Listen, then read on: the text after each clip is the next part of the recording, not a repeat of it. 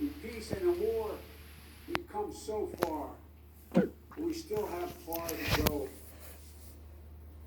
We'll press forward with speed and urgency, for we have much to do in this winter of peril and significant possibilities. Much to repair, much to restore, much to heal, much to build, and much to gain. Few people in our nation's history have been more challenged or found a time more challenging or difficult than the time we're in now. Once in a century virus that silently stalks the country. It's taken as many lives in 1 year as America lost in all of World War II. Millions of jobs have been lost. Hundreds of thousands of businesses closed. Some 400 years in the making moves us. You have the remote. The dream of justice for all will be deferred no longer. The cry for survival comes from the planet itself. A cry that can't be any more desperate or any more clear now. A rise of political extremism, white supremacy, domestic terrorism that we must confront and we will defeat.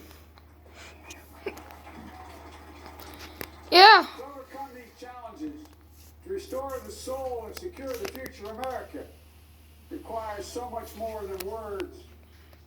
It requires the most elusive of all things in a democracy. President. Unity. Unity. In another January, on New Year's Day in 1863, Abraham Lincoln signed the Emancipation Proclamation.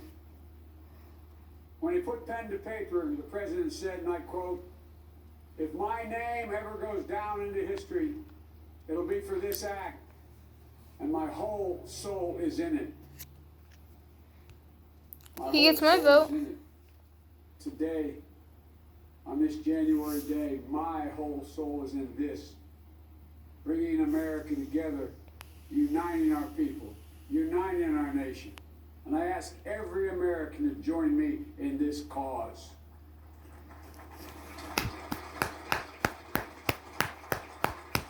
Uniting to fight the foes we face. Anger, resentment and hatred, extremism, lawlessness, violence, disease, joblessness, and hopelessness. With unity, we can do great things, important things. We can right wrongs.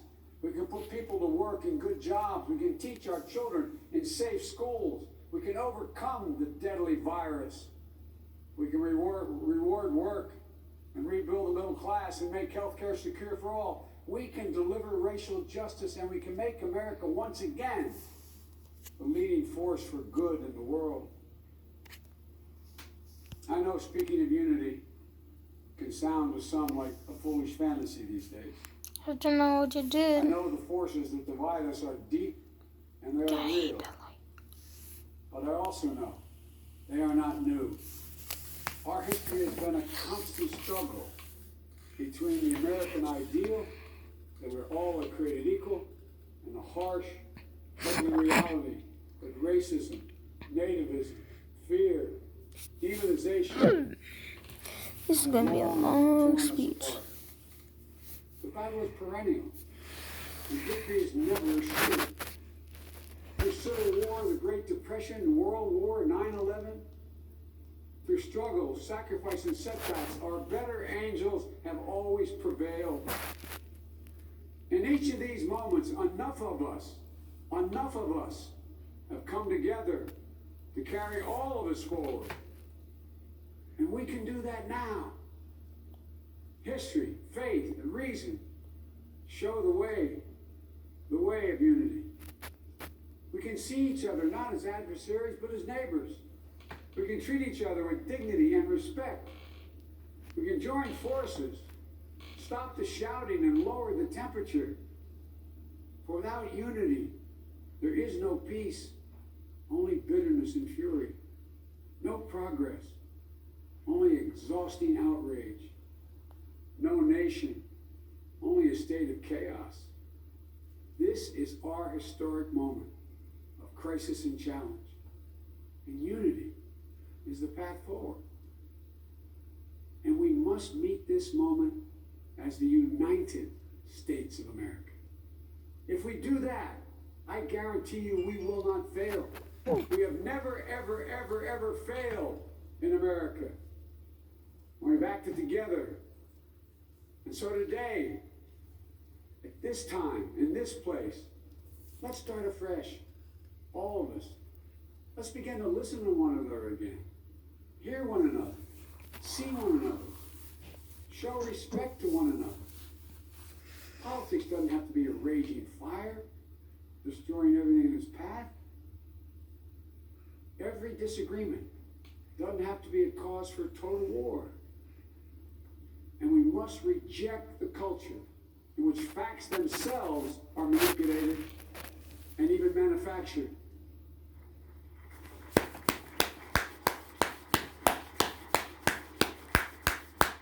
My fellow Americans, we have to be different than this. America has to be better than this. And I believe America is so much better than this. Just look around. Preach.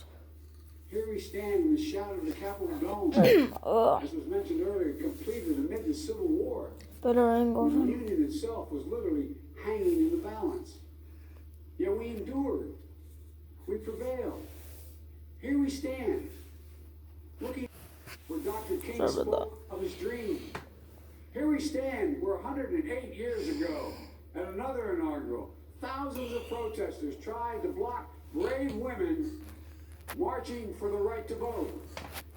And today, we mark the swearing in of the first woman in American history elected to national office, Vice President Kamala Harris.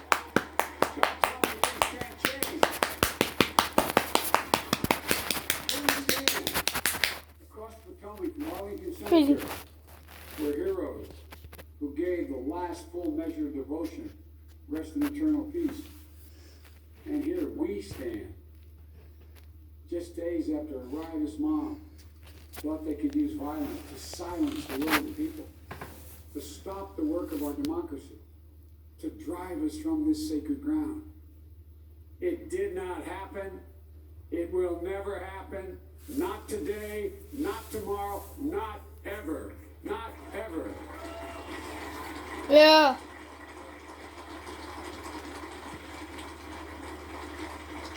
To all those who supported our campaign, I'm humbled by the faith you placed in us. To all those who did not support us, let me say this. Hear me out as we move forward. Take a measure of me and my heart. If you still disagree, so be it. That's democracy. That's America. The right to dissent peaceably within the guardrails of our republic is perhaps this nation's greatest strength. Yet hear me clearly. This agreement must not lead to disunion. And I pledge this to you. I will be a president for all Americans. All Americans. And I promise you, I will fight as hard for those who did not support me as for those who did.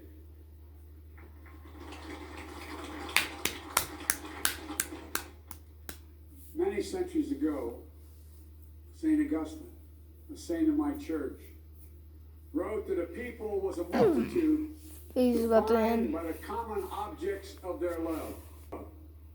What are the common objects we as Americans love?